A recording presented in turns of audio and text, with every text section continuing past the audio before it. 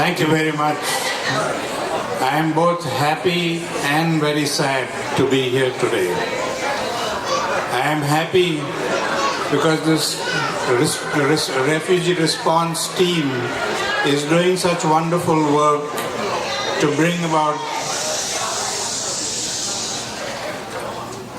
the refugee response team is doing such wonderful work, and all of you are supporting this work to bring some peace and solace in the life of all these refugees. And I am sad because in the 21st century, when we ought to be more civilized human beings, that we still have situations when millions of people are torn away from their homelands, and have to live somewhere else as refugees. This was the situation that my grandfather was very concerned about almost 100 odd years ago. The culture of violence that we have adopted, that destroys human relationships and brings about a lot of violence in our lives. And he said that unless we change this culture of violence and become more non-violent, we are going to destroy civilization as we know it. And I think it is time for us to realize that we cannot go on living in this kind of a world where violence dominates everything, from our entertainment and sports to our relationships with each other, and everything about human beings is determined by violence. And it's all part of this whole materialistic lifestyle that we have chosen, where we do not mind exploiting other people for our own personal benefits. A lot of the strife that we see in the world today is because of this kind of exploitation and the kind of dominance that one country wants to have over another country. We cannot create peace in the world if we continue to dominate and exploit people. Peace can only be created when we understand what peace means and start building that peace within ourselves. If we don't have peace within ourselves, we cannot create peace outside. And the only way we can create peace within ourselves is by realizing in what ways each one of us is contributing to violence in society. When we talk about violence, we only think about wars and fightings and murders and rapes and all of these things that happen in society. But we individually, every one of us, commits violence in many different ways without using any physical force.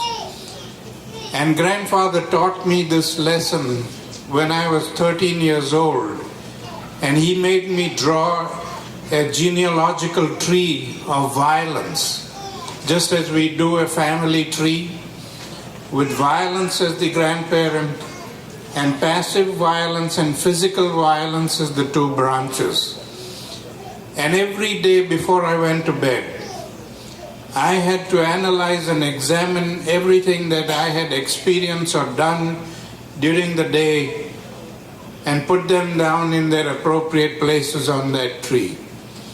If it was the kind of violence where we use physical force, then it would go under physical violence, like all the punching and killing and fighting and all the things where physical force is used. The wars and the terrorisms and all of these things would go under physical violence. But if we do something that hurts people without using any physical violence, things like discrimination, oppression, exploitation, looking down on people, teasing people, wasting resources. I mean, I was reading the New York Times a few weeks ago, and I was appalled that in this country alone, in the United States alone, we destroy and throw away $10 billion worth of food every year. 10 billion with a B. When there are people in our own country here who go to bed hungry, and we don't care about it, and we don't think about it, and we don't do anything about it, that also is passive violence. When I began to do this introspection, I was amazed that within a few weeks I was able to fill up a whole wall in my room with acts of passive violence. The physical violence didn't grow very much, but the passive violence grew endlessly. And then grandfather explained to me the connection between the two. He said, we commit passive violence every day, consciously and unconsciously, and that generates anger in the victim, and the victim then resorts to physical violence to get justice. So it is passive violence that we commit that fuels the fire of physical violence. So logically, if we want to put out that fire of physical violence, we have to cut off the fuel supply. And since the fuel supply comes from each one of us, we have to become the change that we wish to see in the world. We have to create a world where people can live in peace and harmony in their own countries, when they don't have to be uprooted from there and seek refuge in other places. And we can do this because we have to realize that no country in the world can secure itself or stabilize itself if the rest of the world is going down the drain. If the rest of the world is going down, we are going down with them. However powerful we may be, however rich we may be, we are going to go down with them. So the security and stability of any nation in the world depends on the security and stability of the whole world. And it's only when we create that kind of security and stability around the world that we will really have peace, and we can all live happily in harmony, not only with human beings, but with all of creation. So these are things that we need to understand, and these are things that we need to be focused on. It's good for us to do a good deed and take care of a few refugees and help them. But there are millions of them.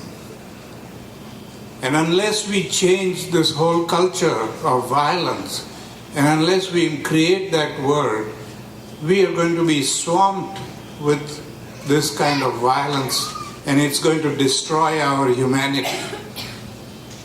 And that is the sad part of being in the 21st century, to see such inhuman things happening in our lives today.